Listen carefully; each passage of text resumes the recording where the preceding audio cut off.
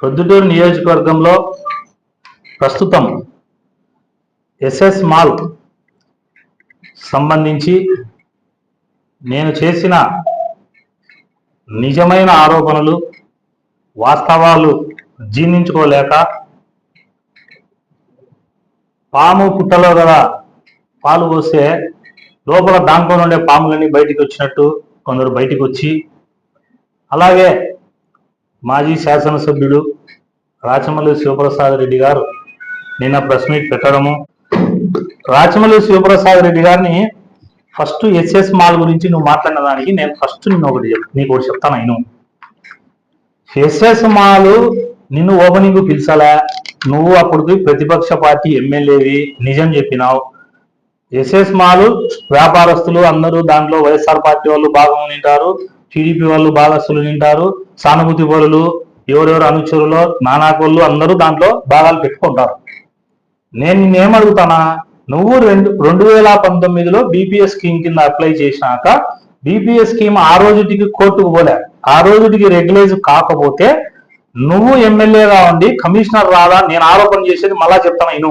నేను ఆరోపణ చేసేది నువ్వు 2.5 కోటి డబ్బు తీసుకొని ఎస్ఎస్ మాల్కు పర్మిషన్స్ ఏవి లేకపోయినా కూడా మాల్ నడుపుకునేదానికి నువ్వు వాళ్ళకి చీకటి ఒప్పందంలో భాగంగా నువ్వు వాళ్ళకు సహకరించినావు.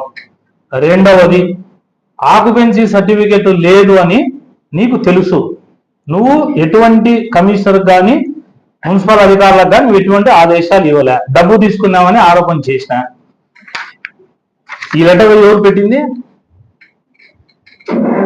ఈ లెటర్ సంతకం నీదేనా?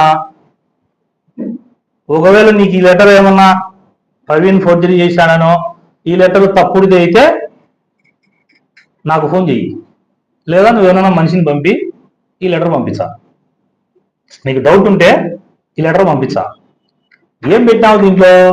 2017లో పొద్దుటూరు గొరబార్లోని మల్టీప్లెక్స్ కాంప్లెక్స్ నిర్మాణము డోర్ నెంబర్ 7/14/20 నుండి 7/14/22 నిబంధనలకు విరుద్ధంగా అక్రమంగా జరుగుతున్న విషయంపై టీపీఓ గారికి నేను అధికారులకు ఎంత ఫిర్యాదు చేసినా కూడా అక్రమ నిర్మాణాలు ఆపలేదు. ఏమని పెట్టినావు ఈ లెటరు? అక్రమ నిర్మాణాలు జరుగుతున్నాయి, దీనివల్ల ప్రజలకు ఫ్యూచర్లో ఇబ్బంది జరుగుతుంది, తక్షణం ఈ మాల మీద చర్యలు తీసుకోమన్నారు. పొద్దుటూరు ప్రజలారా గమనించండి, 2017లోనే లెటర్ పెట్టినాడు. అప్పుడు ఉత్తముడు ప్రతిపక్ష పార్టీ ఎమ్మెల్యే. ఈ లెటర్ పెట్టాక ఎవరు ఎమ్మెల్యే అన్నారు? నెక్స్ట్ 2019లో ఈయన ఎమ్మెల్యే అయినాక ఈ లెటర్ కంప్లైంట్ పెట్టింది నువ్వే కదా, ఎందుకు మున్సిపాలిటీలో చర్యలు తీసుకోలే? ఇప్పుడు చెప్పు ఓపెన్ గా, నువ్వు ఎందుకు ఆ రోజు 2019లో నువ్వు చర్యలు తీసుకోలేదు? అంటే నీకు డబ్బు పడింది కాబట్టి తీసుకోలే.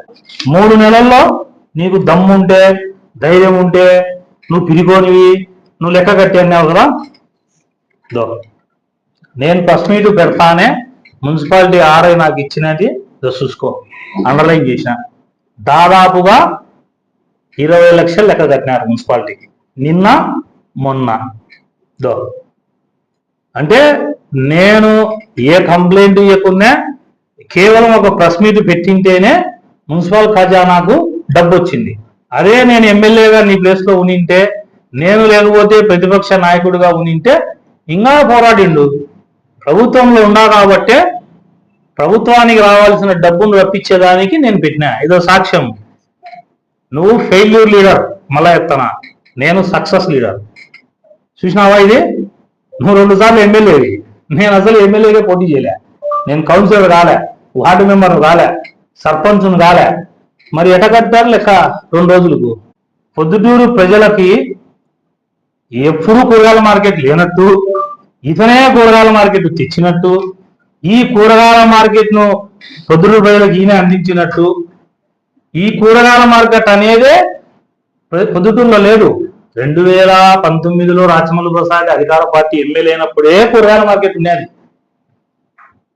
సింపుల్ ఒకటే చెప్తానా రాచమల్లి శివప్రసాద్ రెడ్డి గారికి, మా ఆయన కూరగాయల మార్కెట్కు పోవడం మానుకున్నాడు మార్కెట్ చేసినాక. కారణం ఏంటంటే మా నాయన మార్కెట్కి పోతే కూరగాయలు చెప్తానంట మా నాయనకు, అయ్యా మమ్మల్ని అమ్ముకుండే స్థలాన్ని కూడా కొలితేసి అడుక్కు లెచ్చక విన్నాడు. రాజమల్లు ప్రసాద్ రెడ్డి అనే వ్యక్తి మేము కూరగాయలు అమ్ముకుంటా అంటే ముల్లా ఆజాం గుర్తుందా నీకు? నా దగ్గర వీడియో ఉంది. ప్రతిపక్షంలో ఉన్నప్పుడే నా పక్కన కూర్చొని చెప్పినాడు 6 అడుగుల బండకు 6 లక్షలు లెక్క అడిగినావు. ఆ కూరగాయలు మా నాయనకి ఏడుస్తా అంటే మా ఆయన వద్దురా నాన్న ఈ పంచాయతీ బుట్ట పక్కన చేసి మా డ్రైవర్ని పంపించి కూరగాయలు తెచ్చుకుంటున్నాం. ఏం మాట్లాడుతున్నావు? మా నాయన పోతే కూరగాయలు చెప్తాయా? ఇంకొకటి ప్రమాణం అన్నావు. ఛాలెంజ్ ఆర్బీకే, రాచమల్లు, బంగారెడ్డి, కిరణ్ గారు ముగ్గురు ఛాలెంజ్. యాడికి వస్తావు? ఎప్పుడు వస్తావు? మీకు ఇష్టమైన దేవుడు ఎవరో, మీకు నమ్మకమైన దేవుడు ఎవరో చెప్పు. వాళ్ళ దగ్గరికి టైం నువ్వే ఫిక్స్ చేయి, ప్లేస్ నువ్వే ఫిక్స్ చేయి. నేను కాగితంలో రాసుకొని వస్తా. ఆర్బీకే ముగ్గురు ప్రమాణం చేయాల. ఇది ఎట్టుంది తెలుసా? ఆర్బీకే ముగ్గురు వస్తే ప్రమాణానికి నేను వస్తా, నేను చదువుతా. చదువు ఛాలెంజ్. బాటం చూసిన నా జీవితంలో మా తండ్రి వల్ల అత్యున్నతమైన టాపు చూసిన నేను. బాటం చూసినా టాపు చూసినా. స్వామి ఏం చూపిస్తావు నాకు? ఏముంది? నన్ను ఏం చేస్తాను? ఎందుకంటే కేసు పెట్టి జైల్లో వేసినానంటే ఇంకేముంది ఒక మనిషికి? ఎస్ఎస్ మాల్లో 23 లక్షలు మురళి పేరు చెప్తాండా. మీ మురళి కుందు పెన్నా వరద కాలువకు ఇసుకే ఉంటే గినక కరోనా టైంలో ఎస్ఎస్ మాలకు ఇసుక లేదని చెప్పి 25 లక్షల లెక్క మీ మురళి, మళ్ళా పేరు కూడా చెప్తానా, మీ మురళి 25 లక్షల డబ్బు కావాలని నువ్వు చెబితే 25 లక్షల డబ్బు తీసుకొచ్చి ఎవరి దగ్గర తీసుకొచ్చినాడు? లారీ సీనన్న దగ్గర 25 లక్షల డబ్బు తీసుకొచ్చినాడు. తీసుకొచ్చి 25 లక్షల్లో 23 లక్షలు నువ్వు లెక్క తీసుకున్నావు. 2 లక్షలు మురళి తీసుకున్నాడు. మీ మురళి కాదా? నా ప్రమాణానికి ఇంకా దిగుదాం, ఇంకా రెడీ అన్నావా? ఇంకా నేను 100 రాసా, 100కు ప్రమాణానికి రా. ఎస్ఎస్ మాల్లో నువ్వు డబ్బు తీసుకుంది నిజం.